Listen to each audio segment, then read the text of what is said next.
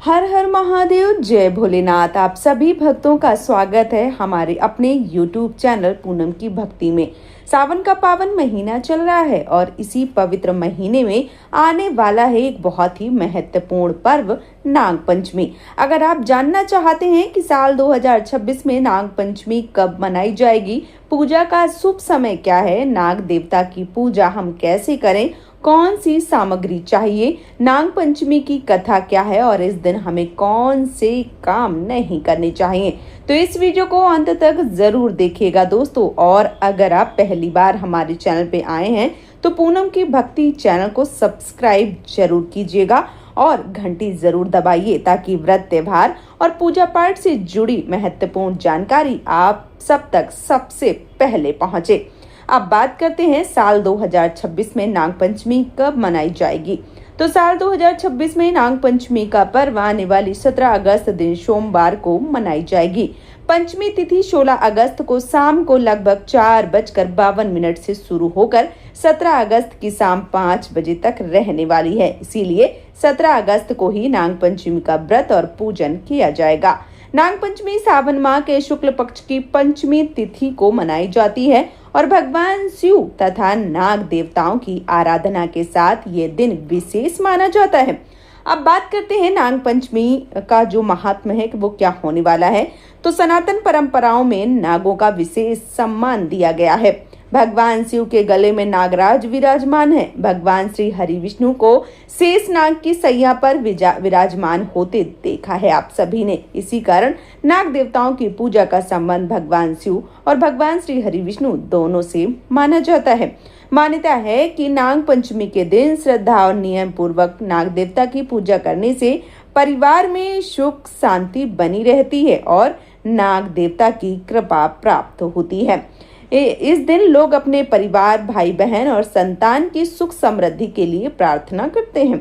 बात करते हैं नाग पंचमी की पूजा हमें किस प्रकार से करनी चाहिए। तो नाग पंचमी के दिन सुबह जल्दी उठकर स्नान करें, साफ स्वच्छ वस्त्र धारण करें। इसके बाद पूजा के स्थान की अच्छे से साफ सफाई करें। भगवान शिव और नाग देवता का विशेष ध्यान करें।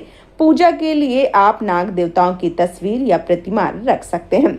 सबसे पहले भगवान गणेश का ध्यान करें। इसके बाद भगवान शिव को जल और बेलपत्र अर्पित करें। नाग देवता की फूल से, अक्षत से, कुमकुम से, हल्दी से और नैवेद्य से पूजा जरूर करनी चाहिए। नाग देवता का स्मरण करते हुए श्रद्धा से प्रार्थना करें, ओम नाग देवताभ्यो नमः। इसके बाद भगवान शिव के मंत्रों का जाप करें, ओम नमः शिवाय। इस प्रकार से आप मंत्रों का जप कर सकते हैं। आप अपनी श्रद्धा के अनुसार जो भी मंत्र हैं उनका जप कर सकते हैं।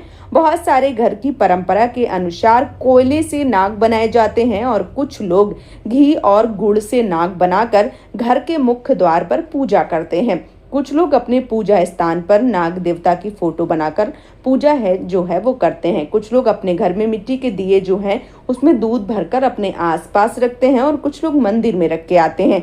आप अपने घर की परंपरा के अनुसार या आपके बड़े बुजुर्ग जिस प्रकार से करते चले आ रहे हैं आप उस प्रकार से कर सकते हैं।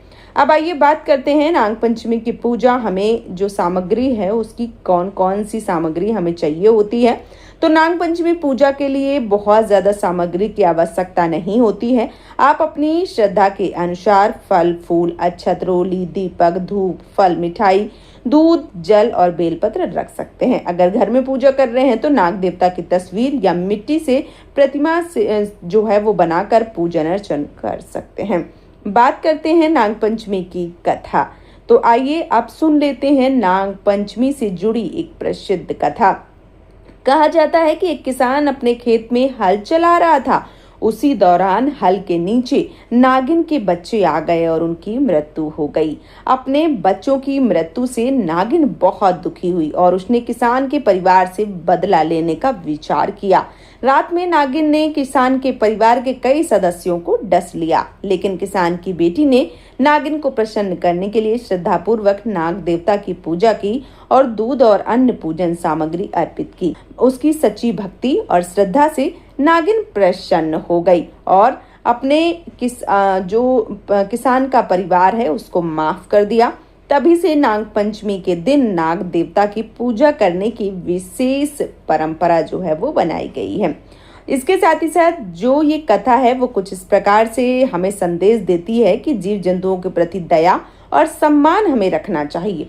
अब बात करते हैं नागपंचमी के दिन हमें क्या नहीं करना चाहिए। तो इस दिन नागों को नुकसान नहीं पहुंचाना चाहिए, किसी भी जीव को मारना या परेशान करना उचित नहीं होता है। साथ ही पूजा में दिखावे की बजाय श्रद्धा और सात्विक भावना जरूर रखनी चाहिए। एक जरूरी बात, जीवित सांप को दूध पिलाने या उसे पकड़कर पूजा करने की बजाय नाग देवता की तस्वीर या प्रतिमा की जो पूजा है वो सबसे ज्यादा सुरक्षित मानी गई है।